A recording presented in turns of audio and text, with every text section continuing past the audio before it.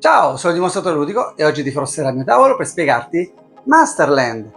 Scopo del gioco? Vincere!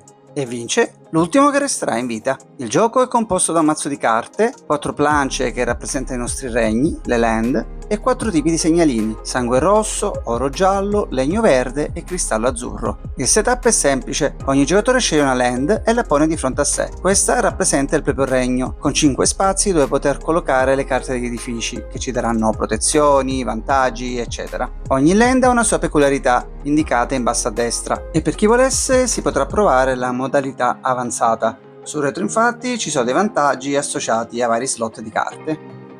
Ogni giocatore riceve poi 15 cristalli che rappresentano le proprie vite, non appena verranno esaurite si verrà eliminati dal gioco, e 3 carte da tenere in mano.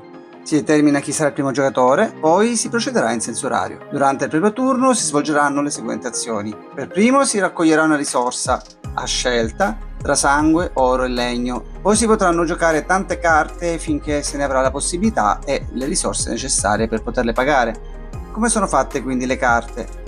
Hanno tutte un costo indicato sopra il nome della carta, quindi saranno risorse che si dovranno scartare. Se mancano, vorrà dire che la carta sarà gratuita e quindi si potrà giocare liberamente.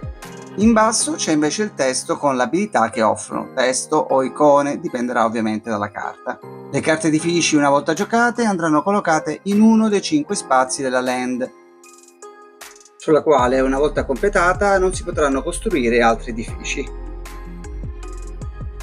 Queste carte potranno dare bonus in difesa, raccogliere risorse o carte, attivare azioni se vengono sacrificate e quindi scartate. Si potranno accumulare risorse ad ogni turno, compreso quello in cui viene giocata, e non appena saranno passati 3 turni la carta verrà scartata e i segnalini potranno essere raccolti e quindi utilizzati. Altre carte forniscono bonus in attacco, ed infine ci sono delle carte che danno degli sconti per poter giocare altre carte. Se si gioca invece un'unità di combattimento, la si pone davanti alla land, dove non ci saranno invece limiti di carte.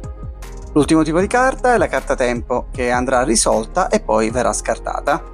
Una volta giocate tutte le carte, si potrà passare agli attacchi. Si attacca sempre il giocatore alla propria sinistra. Ci sono comunque carte che fanno invertire il giro. Si sommano tutte le spade delle proprie unità e si sottrae ogni scudo dell'avversario. Se la difesa pareggia o supera le spade, allora l'attacco fallisce. Invece, se da questa differenza avanzano spade, che non vengono quindi parate, allora quei danni inflitti si trasformeranno in cristalli che verranno rubati all'avversario. Finito l'attacco, si possono scartare quante carte si desidera e se ne pescano tante fino ad averne sempre 3 in mano, ed il gioco procede in senso orario. Se finiscono i cristalli si è eliminati dal gioco e l'ultimo a rimanere al tavolo sarà il vincitore. Esistono anche una modalità avanzata, delle varianti e le regole per giocare a squadra. Quindi se questa guerra lampo ti è piaciuta ti ricordo di iscriverti al mio canale e buon divertimento!